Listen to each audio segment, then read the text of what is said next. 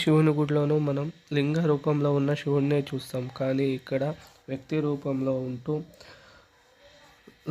లలిత ఆసన భంగిమలో ఉంటూ శివుడు డమరుకము, కపాలము, త్రిశూలము పట్టుకొని 4వ చేతిలో అభయముద్రలతో ఉంటూ అతను వృత్తాకార వస్తువులతో రుద్రాక్షి పుర్రెలు తయారు చేసే యజ్ఞోపపీఠంతో అలంకరించబడి ఉంటాడు. దేవతావలాంచం మహాపరమేశ్వర దేవతాభ్యోన్మోన్మయం त्रैलोक्य संपदालेख्य समल्लेखनाभित्तहेम सच्चिदानंदरूपाय शिवाय ब्रह्मणे नमः। यामाः सर्वलोकानां प्रकृतिं शास्त्रवारगां तां धर्मचारिणीं शम्भो प्रणमामि ब्राह्म महापरमेश्वर देवताभ्यो नमो नमः।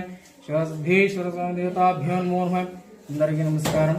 శివుడు అన్ని చుట్టూ లింగాకారం ఉంటే ప్రపంచంలోనే శివుడు అన్ని చుట్టూ లింగాకారంలో దర్శనమిస్తాడు. ఈ హైమావతి క్షేత్రం